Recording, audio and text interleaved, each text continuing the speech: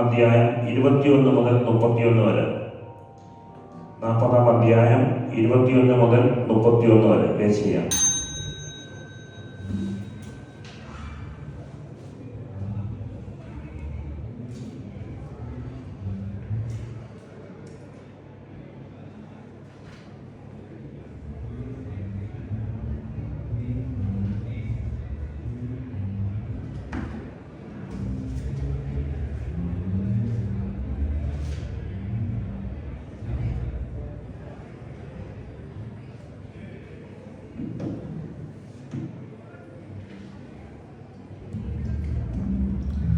ആയിരുന്നവനും ആയിരിക്കുന്നവനും വരുവാനിരിക്കുന്നവനും സർവശക്തനും ദൈവവുമായ കർത്താവ് പരിശുദ്ധൻ, പരിശുദ്ധൻ, പരിശുദ്ധൻ.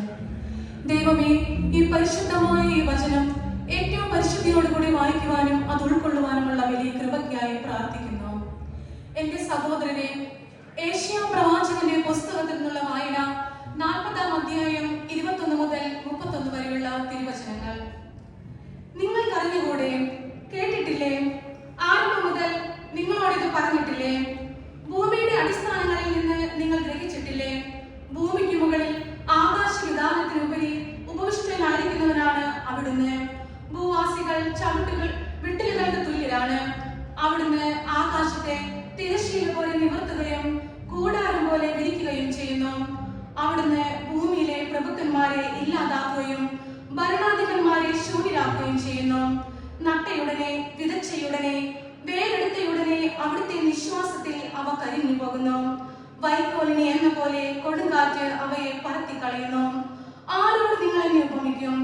ആരോടാണ് എനിക്ക് സാദൃശ്യമെന്ന് പരിശുദ്ധനായവൻ ചോദിക്കുന്നു. നിങ്ങൾ കണ്ണുകളുയർത്തി കാണുവിൻ. ആരാണ് ഇവയെല്ലാം സൃഷ്ടിച്ചത്? പേര് ചൊല്ലി വിളിച്ച് അവയുടെ ഗണത്തെ എണ്ണമനുസരിച്ച് പുറത്തു കൊണ്ടുവരുന്നവൻ തന്നെ.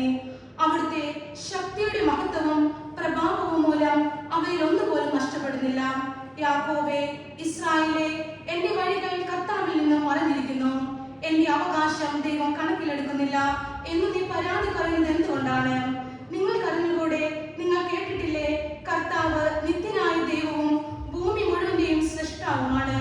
അവിടുന്ന് ക്ഷീണിക്കുകയോ തളരുകയില്ല. അവിടുത്തെ മനസ്സ് അഗ്രാഹ്യമാണ്. തളർന്നവന് അവിടുന്ന് ബലം നൽകുന്നു, ദുർബലന് ശക്തി പകരുകയും ചെയ്യുന്നു. യുവാക്കൾ പോലും തളരുകയും ക്ഷീണിക്കുകയും ചെയ്തേക്കാം. ചെറുപ്പക്കാർ ശക്തിയേറ്റു വീഴാം. എന്നാൽ ദൈവത്തിൽ ആശ്രയിക്കുന്നവർ വീണ്ടും ശക്തി പ്രാപിക്കും. അവർ കഴുകന്മാരെ പോലെ ചിറകടിച്ചുയരും. അവർ ഓടിയാലും ക്ഷീണിക്കുകയില്ല, നടന്നാൽ തളരുകയുമില്ല.